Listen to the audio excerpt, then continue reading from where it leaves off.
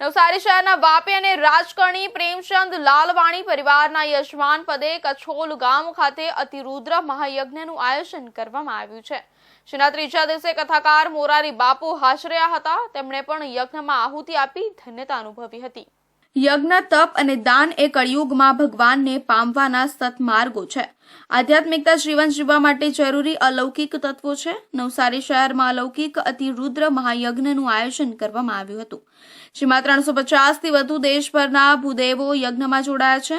5 દિવસ સુધી ચાલનાર આ અતિરુદ્ર મહાયજ્ઞમાં હાજરી આપવા માટે કથાકાર પૂજ્ય મોરારી બાપુએ વિશેષ હાજરી આપી હતી અને લોકોને આશીર્વાદ આપ્યા હતા, જ્યારે અતિરુદ્ર કાર્યક્રમની સફળતા માટે પ્રાર્થના કરી હતી। યજ્ઞના કારણે પર્યાવરણનું પ્રદૂષણ અને ગ્લોબલ વોર્મિંગ જેવા પ્રશ્નો નિવારણ સાથે આધ્યાત્મિકતા જીવનમાં આવી તેવા શુભ આશયને બિરદાવ્યું હતું। કાર્યક્રમમાં મોરારી બાપુએ નવસારીમાં પરિવાર રામકથાને લઈને સાંસદ CR પાટીલે કથા માંગી હતી, તેમને લઈને આવજો તેવું કહ્યું હતું। હાલમાં તેઓ સેન્ટ્રલ મિનિસ્ટ્રીમાં ગયા છે, એટલે ખૂબ જ વ્યસ્ત હશે, પરંતુ તેઓ આવશે તો હું ચોક્કસ એ અંગે વિચારીશ। વ્યંગાત્મક રીતે તેમણે કહ્યું હતું કે મારે તેમનું કંઈ કામ નથી, પરંતુ તેમણે કથા માંગી હતી, એટલે પ્રેમચંદ લાલવાણીને સંબોધીને કહ્યું હતું કે તમે એમને મારી પાસે લઈને આવજો, એટલે હું ચોક્કસ ધ્યાન રાખીશ। પંચાંગ અનુકૂળ હશે તો ફરીવાર નવસારીમાં કથા કરીશું। મને નવસારીમાં જેટલી ભિક્ષા મળી છે એટલી ભિક્ષા કોઈ જગ્યાએ મળી નથી।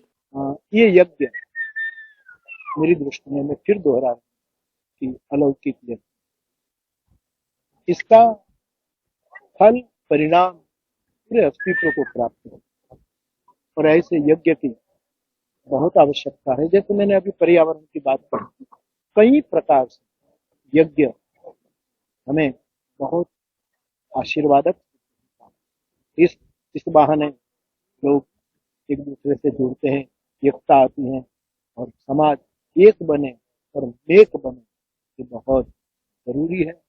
हमें अति प्रसन्न। धर्म और विज्ञान के बारे में मुझे इतना ही कहना है कि विज्ञान गति देता है।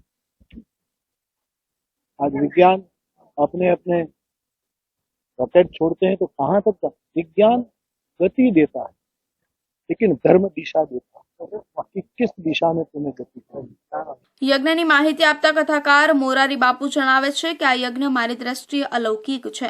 આનું ફળ પરિણામ પૂરા અસ્તિત્વને પ્રાપ્ત થશે। જેવી રીતે મેં પર્યાવરણની વાત કરી, દરેક રીતે યજ્ઞ આપણને આશીર્વાદરૂપ સાબિત થશે। આ જ અવસર પર લોકો એકબીજાથી જોડાય છે અને તેમના વચ્ચે એકતા વધે છે। સમાજ એક બને, નેક બને તે ખૂબ જરૂરી છે। મને ખૂબ જરૂર પ્રસન્નતા થઈ છે।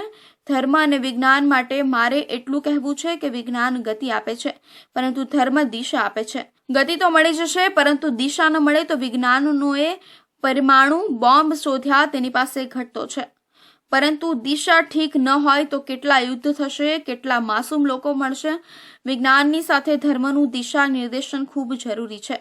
વિજ્ઞાન અને ધર્મનું સમન્વય કલિયુગમાં ખૂબ જરૂરી છે અને આ યજ્ઞ પણ એ જ કામ કરે છે।